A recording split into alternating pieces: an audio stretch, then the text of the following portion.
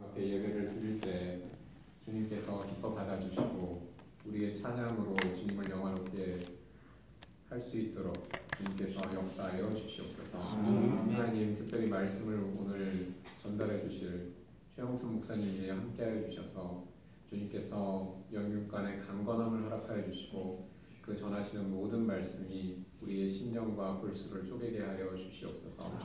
하나님, 우리가 각자의 맡은 바 사명과 역할을 담당할 때 참으로 어려운 일 가운데에서도 주님의 은혜로 저희가 여기까지 지금 이 자리까지 왔음을 고백합니다. 하나님, 우리가 주님 앞에 그리스도인으로서 마땅히 해야 할 일을 하지 못하고 세상 사람들과 다를 바 없이 살았던 그런 모든 죄를 이 시간 먼저 주님 앞에 내려놓습니다. 하나님, 우리의 마음 가운데 회개의 영을 허락하여 주시고 우리가 진심으로 통회할 때 주님께서 우리를 불쌍히 여겨주시고 예수 그리스도의 보혈로 우리를 덮어주시옵소서. 하나님 아버지, 이제 강구하 없는 것은 저희의 심령에 믿음이 더욱더 든든하게 성장할 수 있도록 인도하여 주시고 우리 한 사람 한 사람이 예수 그리스도를 증거하는 데 있어서 부족함이 없도록 주님께서 역사하여 주시옵소서. 주의 성령이 저희와 함께 하시며 우리 안에서 충만케 하시기를 간절히 원합니다. 주님께서 매일매일의 삶 가운데에서 모든 다른 사람들에게 본이 되는 삶을 살게 하여 주시고 그리스도인으로서 빛과 소금의 역할을 올바로 감당할 수 있도록 주님께서 주장하여 주시옵소서. 하나님, 오늘 전해주시는 그 말씀 우리가 하나도 놓치지 않게 하여 주시고 우리의 심령이 집중하여서 그 말씀을 청중하게 하여 주시고 우리의 삶에 그 말씀의 열매가 맺힐 수 있도록 인도하여 주시옵소서. 아멘. 하나님, 우리 각 사람들 가운데 함께하여 주셔서 원하는 모든 간구를 주님께서 들어주시고 하나님께서 보시기에 가장 선한 길로 모든 것이 합력하여 선을 이룰 수 있도록 주님께서 주장하여 주시옵소서. 하나님 아버지, 저희 가운데 병들어 어려운 지체들이 있습니다. 하나님, 그 지체에 주님께서 주님의 피 묻은 손으로 안수하여 주셔서 하나님 그 병이 모두 깨끗이 나을 수 있도록 인도하여 주시옵소서. 하나님, 저희 모든 구하는 간구들을 주님의 그 뜻에 합당한 간구로 주님께서 받아주시기를 원하오며 이 모든 말씀을 감사드리며 예수 그리스도의 이름으로 기도하옵나이다. 아멘. 하나님 말씀 봅시다. 고린도전서 1장 21절에서 22절 주보에 나와 있습니다. 우리 같이 한번 보겠습니다. 시작. 유대인은 표적을 구하고 헬라인은 지혜를 찾으나 우리는 십자가에 못 박힌 그리스도를 전하니 유대인에게는 거리끼는 것이요 이방인에게는 미련한 것이오되 오직 그리스도를 받은 자들에게는 유대인이나 헬라인이나 그리스도는 하나님의 능력이요 하나님의 지혜입니다. 하나님의 어리석음이 사람보다 지혜롭고 하나님의 약하심이 사람보다 강하니라. 형제들아, 너희를 무시를 마라. 육체를 따라 지혜를 자가 많지 아니하며 능한 자가 많지 아니하며 문벌 좋은 자가 많지 아니하다. 아멘. 오늘 이 말씀은 고린도 교회에 바울이 보내는 편지 내용입니다. 그때 당시에 그리스도인이라고 하는 것은 굉장히 특별한 계층으로 인정받지 못하는 시대. 오늘도 마찬가지입니다만 오히려 아주 하찮은 그런 사람들, 그런 부류들로 후사기 인식이 되는 그런 시대입니다. 그런데도 바울은 굉장히 자긍심을 가지고 그리스도인이라고 하는 것, 내가 그리스도인이라고 하는 것에 대한 굉장히 자긍심을 가지고 있습니다. 그래서 그 자긍심은 보니까 왜 바울은 그렇게 자긍심을 가졌는가? 사회적으로 볼 때는 사실은 하찮게 생각되고 별거 아닌 것들인데 아주 우습게 여길 수밖에 없는 그런 무리들인데 어떻게 그런 자긍심을 가질 수 있는가 하는 것에 대해서 우리가 잠시 생각해 보죠. 하나는 바로 예수님 때문이다. 하나님 때문에 우리의 마음속에 자긍심을 갖는 것이다. 자긍심은 그래서 우리 스스로에게 조금 더 잘하는 잘하고 덜 하고 이런 거에서는 오는 게 아니라는 거예요. 도토리 키재기지. 거기서 뭘 그렇게 대단하게 나오고 뭘 그렇게 큰 자긍심이 나오겠어요. 그래서 바울이 강력하게 전해주는 게 뭐냐면 우리는 그리스도입니다. 이게 큰 자긍심이다. 하나님께서 우리에게 자긍심을 느끼는 건 도토리 키대기에 조금 더 나은 것 때문에 자긍심을 느끼는 게 아니라 예수님 때문에 자긍심을 느끼는 것이다. 그 다음에 또 한 가지는 뭐죠? 하나님이 불러주셨기 때문에. 하나님이 불러주신 자들이라는 거예요. 황제가 불러준 게 아니라 어느 지방의 총독이 불러준 게 아니라 하나님의 부르심을 받은 자들이다. 거기에 대한 대단한 자긍심이 있습니다. 자, 그러면서 이제 그 자긍심을 어디로까지 확장을 시키고 있어요? 유대인이나 헬라인이나 여기까지 적용을 시키고 있습니다. 그 유대인들은 표적을 구하고 굉장한 기적을 보았던 민족입니다. 어떤 기적을 보는 것보다 더 큰 자긍심이 우리에게 있다. 그 자긍심은 아까도 얘기했지만 첫째는 예수님 때문이고 두 번째는 하나님 나를 불러주셨다는 거예요. 그리고 가만히 들여다봤더니 그 핵심이 뭐냐? 예수님의 십자가라는 것입니다. 그러니까 예수님의 십자가는 이 유대인들보다도 훨씬 더 큰, 유대인들이 얼마나 자긍심을 가지고 삽니까 사실. 내가 히브리인이라고 하는 게 그들은 말할 수 없는 자긍심을 갖고 살아요. 그러니 그렇게 오랜 세월 동안 세상에 흩어져 있어도 그들이 내가 종교가 섞이죠. 그때 결혼을 해서 흑인하고 결혼하고 히스패닉하고 결혼을 하고 동양인들하고 결혼을 하지만 그래서 종교가 다 섞이더라도 내가 유대인이라고 하는 굉장한 자긍심. 그런데 바울의 표현을 보라면 우리의 그 자긍심은 유대인들보다 더 우리는 큰 자긍심을 가지고 있는 자들이다. 그런 얘기예요. 그 다음에 바울이 무엇하고 비교하고 있어요? 이 지혜자들, 소위 말하는 서양 철학자들, 그리스 철학자들이 얼마나 그리스인들이 얼마나 큰 자긍심을 갖고 있습니까? 지혜를 사랑한다는 필로소피아로부터 시작을 해서 자기들처럼 지혜로운 종족이 없다는 거예요. 얼마나 큰 자긍심을 갖고 있는데 바울은 말합니다. 그리스도의 십자가에 비하면 그건 아무것도 아니다. 그러니 우리는 이런 그리스도의 십자가를 가진 자들이다. 굉장한 자긍심을 가집니다. 그러면서 그래서 지혜자들이나 여기에서 말하고 있는 헬라인이나 또 사람의 지혜로움 이런 말들이 곧 어디를 지칭하고 있는 서양 철학을 지칭하고 있는 거예요. 사실 이 서양 철학이라고 하는 게 대단한 학문인 건 맞아요. 대단합니다. 도토리 키대기에서 도토리 정도가 아니죠 이거. 우리가 알고 있듯이 그 서양 철학이라고 하는 건 참 대단한 학문이에요. 그 소크라테스 당시의 사람들의 관심은 우리 서양 철학에 좀 잠깐 생각을 해보십시다. 없는 시간이지만 소크라테스 당시의 사람들의 주된 관심은 우주였어요. 과학, 이게 우주였어요. 그리고 자연. 그래서 우주가 어떻고 자연이 어떻고 우주의 기원이 이거다 저거다. 우주의 기원이 물이다. 아니다. 우주의 기원은 불이다. 해가면서 온통 사람들이 철학이 깊은 지혜를 탐구한다는데 결국은 우주 자연에 대한 탐구를 하고 있었어요. 그래서 그걸 소크라테스가 가만히 보니까 참 한심해 보인 거예요. 한심해 보였어요. 왜냐하면 자기 자신에 대해서는 고민하는 것이 없었기 때문에. 사람이 자기에 대한 고민은 없으면서 우주가 어떻고 자연이 어떻고 고민을 많이 해요.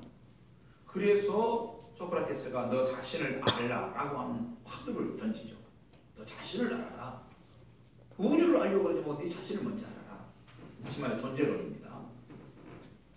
그에 대하여 존재론으로 화두를 던졌던 이 타고난 소크라테스에 대해서 후대가 뭐라고 말하고 있냐면 그는 하늘의 철학을 사람에게로 끌고 온 사람이다 라고 평가를 했어요. 얼마나 엄청난 전환이 일어난 거예요. 사람들이 그에게서 깊은 영향을 받습니다. 이제 그 가운데 플라톤이 가장 뛰어난 사람이었습니다. 플라톤은 모든 것의 본질인 이데아와 그리고 현실 세계로 구분을 합니다. 이원론 철학을 가지게 되죠. 이데아라고 하는 모든 것의 근원이 되는 이데아와 그리고 거기에서부터 나오게 된 이 현실 세계, 이렇게 두 가지 방식으로 구분을 합니다. 그리고 그 저 위에서부터 이데아에서부터 모든 만물에게 하나씩 진리를 적용시켜 나가는, 사물에 대해 적용시켜 나가는 그런 방식을 선택을 합니다. 자, 그런데 그런 말하기를 모든 만물에는 목적이 있다. 그리고 이 플라톤의 제자, 그러니까 이 소크라테스의 제자는 플라톤이고, 플라톤의 또 제자 중에 아주 탁월한 사람이 있었는데 아리스토텔레스예요. 이 아리스토텔레스는 스승과는 반대로 귀납법적인 방법을 선택을 합니다. 그러니까 플라톤은 위에서부터 내려오는 철학, 이데아의 세계에서 내려오는 철학이라면 플라톤은 현실 세계에서 구체적인 것들로부터 위로 타고 올라가는 그런 방식을 선택을 하죠. 그는 모든 만물의, 구체적인 만물의, 실제적인 만물에 관심을 가졌습니다. 그 만물에는 목적이 있으며 그것들을 자세히 분석하며 점점 위로 올라가 보면 진정한 진리에 도달하게 된다라고 얘기를 합니다. 플라톤과 아리스토텔레스의 철학 방식은 후에 세계 철학사에서 거대한 두 흐름의 자리로 두 흐름으로 자리를 잡습니다. 하나는 철학의 방식이 저 위에서부터 내려오는 방식, 또 하나는 밑에서부터 전체를 분석해가지고 그것을 귀납법적으로 올라가는 결론을 하나 도출해 놓고 내려오는 방식, 또 하나는 모든 현실 세계에서 종합해서 결론으로 도달해 올라가는 방식.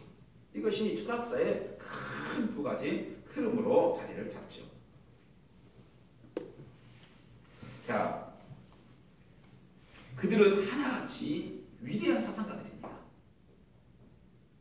소크라테스, 플라톤, 아리스토텔레스 모두가 한 가지의 그런 공통점을 가지는데 그게 뭐냐면은 이 세상에 없지 않고 있는 것들에 대해서 고민을 하는 거예요. 철학적인 용어로 말하면 없지 않고 있는 것들에 대한 고민. 그들은 누구라도 쉽게 접근할 수 없는 지혜의 총집결을 한 사람들입니다.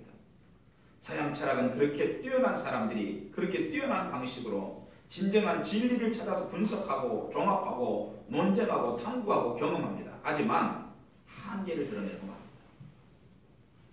한계라는 게 뭐죠? 그렇게 해도 그 너머의 그 한계선 너머에 대해서 답을 줄 수가 없다는 거예요. 다시 말해서 신적인 영역에 대해서는 철학으로 아무리 얘기를 해도 신적인 영역에 대해서는 답을 줄 수가 없다는 것입니다. 그에 대하여 이번에는 바울이 오늘 본문에서 그 초월자이시고 절대자이신 하나님을 언급합니다. 그 중에 가장 대표적인 일은 하나님에 대한 언급인데 하나님의 아들이 십자가를 진 사건이에요. 이 사건을 언급합니다. 공관복음의 표현대로 보면은 때가 차서 이게 예수님이 이 땅에 오셨습니다. 그리고 예수님께서 말씀하셨죠. 진리를 알지니 진리가 너희를 자유케 하리라 하셨어요. 그런데 알고 봤더니 그 진리가 뭐냐 그럼? 진리가 뭐냐? 나중에 알고 봤더니 그 진리는 예수님 본인을 말하는 거다. 예수님을 알지니, 예수님 말씀이 예수님을 알지니 나를 알지니 내가 너희를 자유케 하리라 이 말씀하셨다는 것입니다. 그런데 그 진리 되시는 예수님은 평소에 늘 하고 다니는 말이 있었어요. 그것은 성경에 그렇게도 많은 장들을 할애해서 기록하고 또 기록된 내용인데 예수께서 우리의 죄를 위하여 죽게 될 것이라는 내용, 그걸 예수님 평상시에 늘 하고 다니셨어요. 그 진리 되시는 분께서. 그러더니 예수님께서는 골고다 언덕에 올라서 정말로 십자가 위에 죽으셨어요. 그 일에 대하여 이사야 53장은 그가 찔림은 우리의 허물 때문이요 그가 상함은 우리의 죄악 때문이라 그가 징계를 받음으로 우리는 평안을 누리고 그가 채찍에 맞음으로 우리는 나음을 입었도다 라고 말씀합니다. 예언을 하죠. 십자가의 능력이 그것입니다. 주님이 채찍에 맞으셨기 때문에 우리는 나음을 얻었습니다.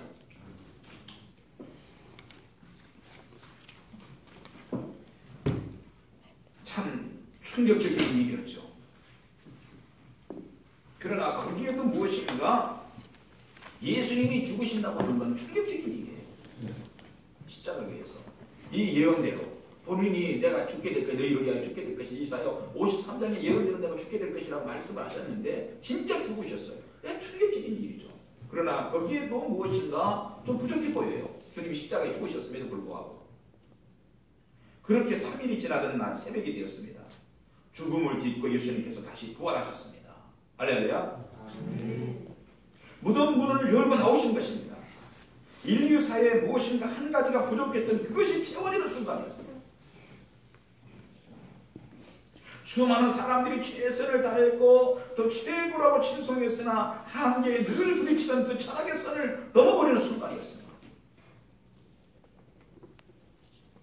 하나님의 영역이 드러난 것이죠. 모든 퍼즐을 다 맞췄는데 마지막 답을 찾지 못하던 인류에게 에덴이 열린 이후에 최초로 그리고 마지막으로 퍼즐이 딱 맞춰지는 순간이 예수님이 부활하신 순간이었습니다. 그 일은 하나님이 하신 일이었습니다. 그런데 그 일은 우리 눈으로 볼 때에는 어리석어 보기까지 한다 이거예요. 그래서 예수님이 죽으셨습니다. 예수님 부활하신 당신 그거 믿으셔야 합니다. 말하면 사람들이 예수를 그래요? 그리고 안 믿어요. 왜 안 믿느냐? 어리석어 보이니까. 바울이 말한 게 그거예요. 어리석어 보이기까지 합니다. 하지만 하나님의 어리석어 보이는 그 일이 인류사의 마지막 풀지 못했던 그 퍼즐 조각을 맞추는 순간이었어요. 인간이 죄 문제를 해결해 보려고 하나님과 함께 영생하는 해결하고 죄 문제를 해결하고 하나님과 함께 영생하는 그 문제가 풀린 거예요. 소크라테스도 플라톤도 아리스토텔레스도 그 문제를 해결하지 못했어요. 그렇게 지혜를 사랑한다고 하면서 고민하고 철학사에서 위대한 두 가지 흐름을 존재론에 대해서 만들어낸 위대한 학자들이었지만 철학자들이었지만 사상가들이었지만 그 문제를 해결하지 못한 거예요. 그러면서 우리는 스스로 지혜롭다라고 자부심을 가지고 있었지만 한계를 가지고 있는데 그 하나님과 영원히 사는 영생의 문제를 해결하지 못하더라는 거죠. 그렇습니다. 사람의 지혜로움보다도 하나님의 어리석음이 위대했습니다. 할렐루야. 수많은 동서양의 지혜들과 사람들의 노력들과 그리고 힘들과 권세들이 이루지 못한 마지막 퍼즐 한 조각은 요한복음 1장의 표현대로 어둠에 비치는 하늘의 빛, 그 천빛만이 유일한 답이었습니다. 오늘 이 얘기를 가슴으로 받으시기 바랍니다. 여러분 인생에 누구라도 어떤 사람이라도 답은 예수 그리스도입니다.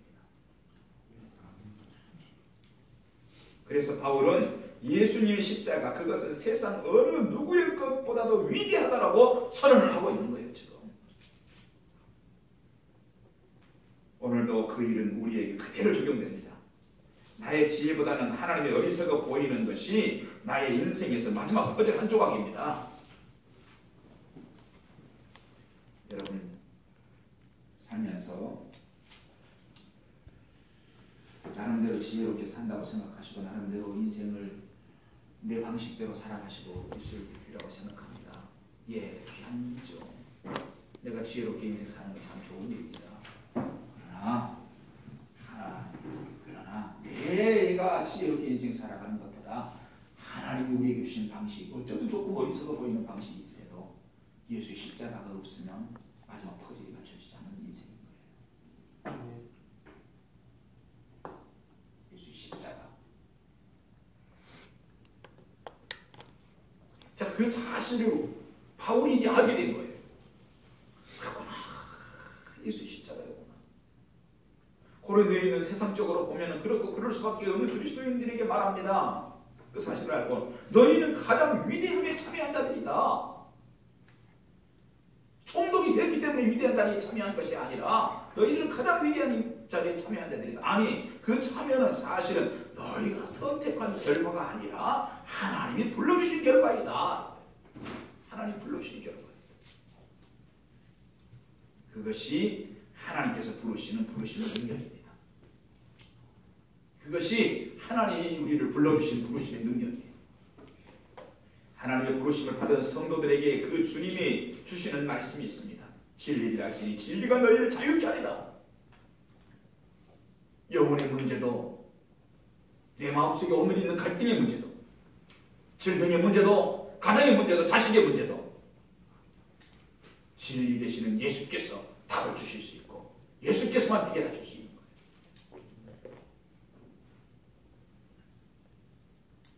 수고하고 무거운 짐진 자들아 다 내게로 오라. 내가 너희를 쉬게 하리라. 여러분 이 사실을 액면 그대로 받아들이십시오.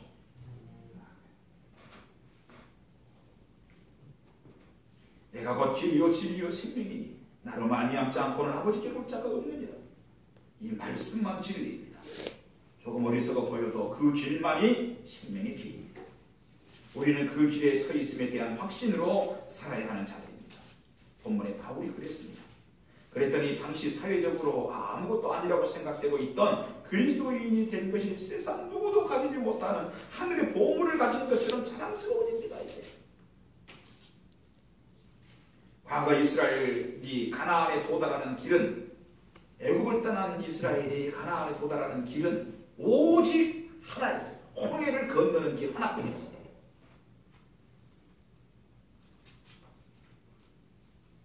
마찬가지입니다. 하늘 아버지께로 가는 길은 오직 예수를 통해서만.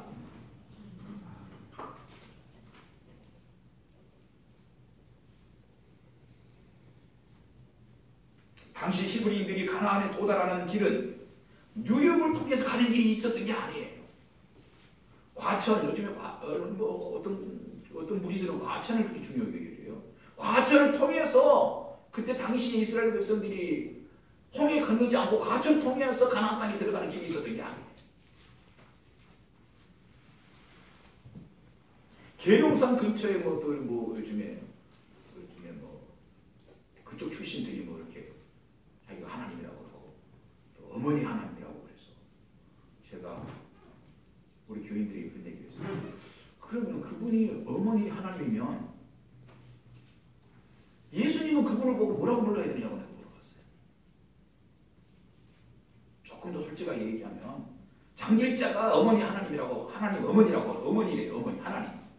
그러면 예수님은 장길자를 뭐라고 불러야 되냐? 예수님이 어머니라고 불러야 될 거 아니에요. 장길자를. 그리고 마리아하고는 어떤 관계예요? 사기를 쳐도 뻥을 쳐도 도대체 왜 이래요?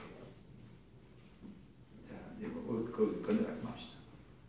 여러분, 이스라엘 백성들이 홍해를 애굽에 있던 이스라엘 백성들이 홍해를 가나안 땅에 들어가는 길은 오직 홍해를 건너는 길밖에 없어요. 오늘도 우리가 그렇게 얘기합니다. 그들이 가나안에 가는 길에 뉴욕을 통과하거나 과천을 통과하거나 계룡산을 통과해서 또 다른 가는 길이 있었을까? 없어요. 없어. 오직 홍해를 건너서만이었어요.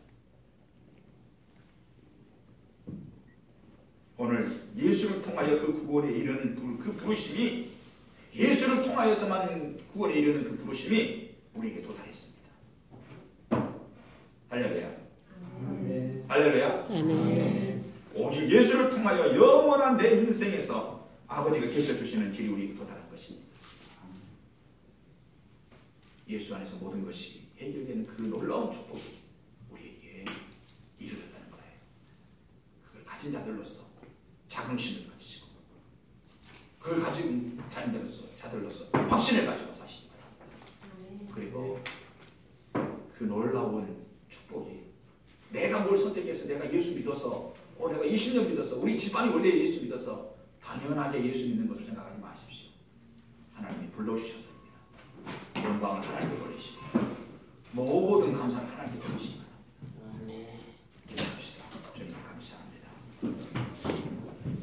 모든 구원의 조건은 축복은 하나님께 있음을 잊지 않게 하여 주옵시고, 우리를 불러주심이 얼마나 위대해 있는지를 다시 한번 확인하며 살게 해 주옵소서. 예수님 이름으로 기도하옵나이다. 아멘.